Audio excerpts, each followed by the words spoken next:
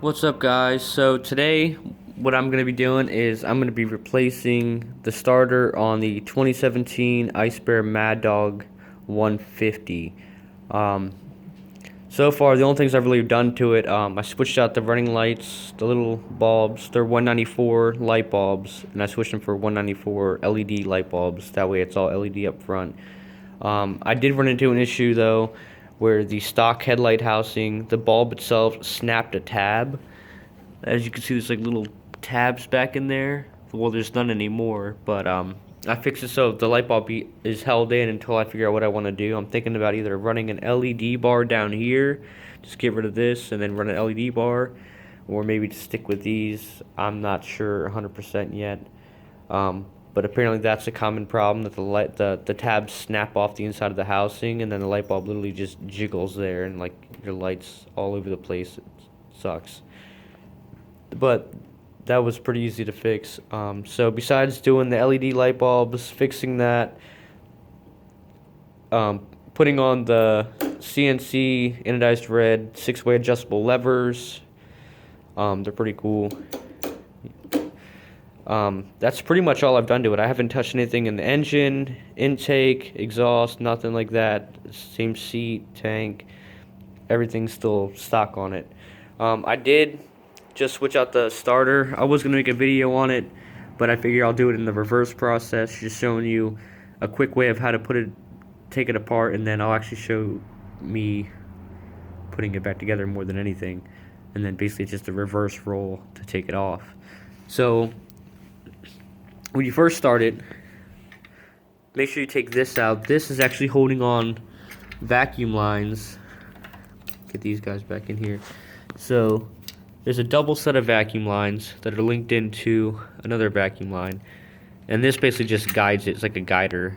You just take that bolt out of the transmission cover and then set that off to the side, and then I split the hose that way I could actually pull it apart. You'll see why in a second. Plus it gives you more room once you free that out of the way. Then what you're going to have to do, you're going to have to take the two nuts or bolts out of each end of the starter, the left side of the starter and the right side of the starter. I went with one of the Taiwan Laser Products starters. It's one of the high torque starters, so if you do end up running a big bore kit down the road, it actually can move it. Usually, from what I've been hearing, the stock starters can be fine up to about 171 to 180 cc's. But I just went all out. I was like, you know what, might as well get the high torque starter now, just in case if I do want to go up higher than that. I am looking into replacing the shocks on this too. The front shocks don't like bumps too well, I noticed. The back shocks, they seem pretty stiff, and that's adjusted all the way to like the max absorbency setting. But you know, it is what it is, really. So once you remove those two starter nuts, and you remove this nut and separate the vacuum lines, you're gonna want to loosen up this clamp. It's just a Phillips. All three of these nuts down here, they're all 8mm.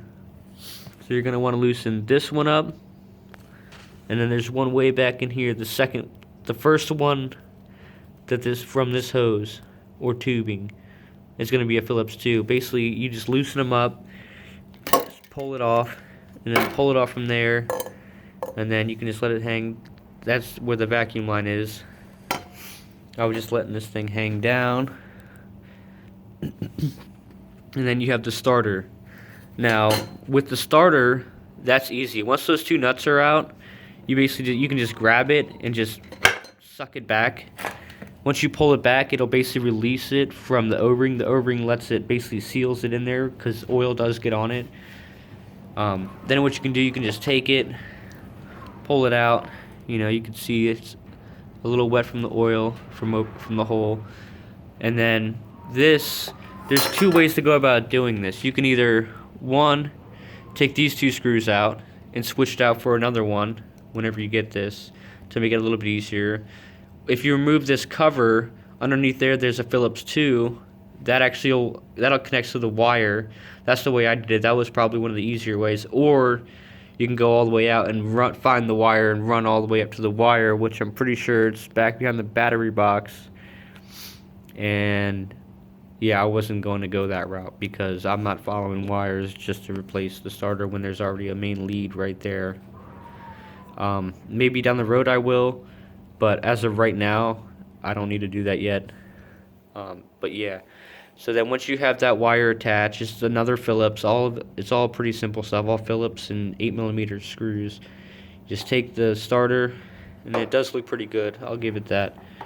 You just shove it back in there.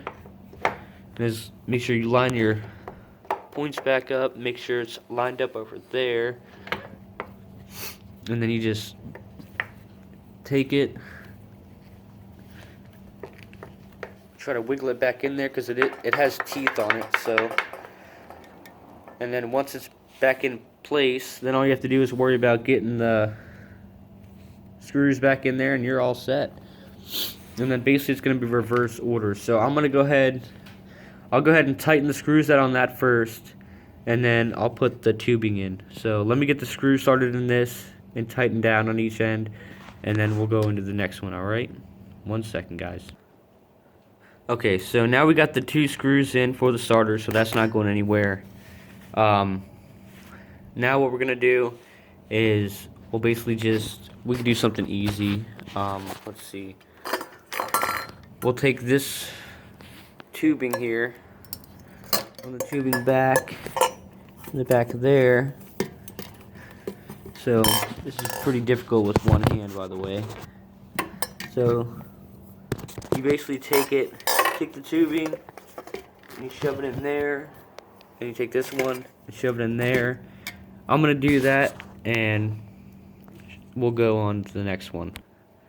Okay, so once you line up the piping in there with this, go ahead and try to wiggle it in there, hold it in place, and then basically all you're going to do is take it and then tighten that all the way down. And then with this end, you're just going to push it in a little bit and then spin this around the clamp and then tighten that down. And then I'm going to do this real quick, and then we'll move on to the last 2 steps and we'll go from there. Okay, so now that that's all done, now what you're going to want to do is hook up your vacuum lines, hook those back up together, and then you're going to want to put this in place back in there. I'm going to go ahead, hook up the vacuum lines, start tightening this back down, and then we should be finished with everything. Alright, I'm going to get to this, and then we're going to wrap this up. Okay, so we got this all screwed back on. We got the vacuum lines back in. I tucked the vacuum lines in the little lip of it. You can still see that the brake cable itself though is a little out. So basically you can just take this and bend it forward so it actually hooks it. That way it doesn't go anywhere. But besides that, that's how you do it. That's how you get the starter on. There is a couple steps you have to do, you know, loosening all this up to do that. But I mean, overall it's pretty straightforward. It really is. But yeah, I did order a camera, so this phone stuff will be done soon. I'm also doing stuff to that scooter as well. I had to take the exhaust in and get it welded because it actually started cracking at a crack at one of the pre-welds from the factory. But I mean, overall, that's all fixed, so I have to put that back on here. I'm just going back through, making sure all the wires are good, making sure they're all zip tied up and all this and that, making sure it's all finished and ready.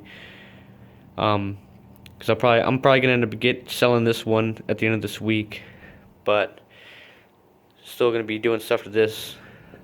But if you guys are interested in seeing any more videos, more scooter related videos, I'm gonna be getting a different car and everything soon too.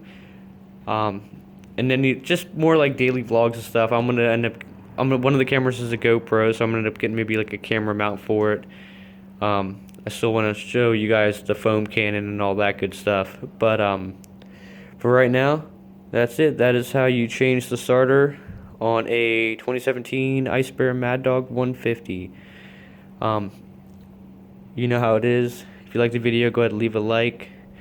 Go ahead and subscribe if you haven't. Can't wait to see you guys next time. See ya.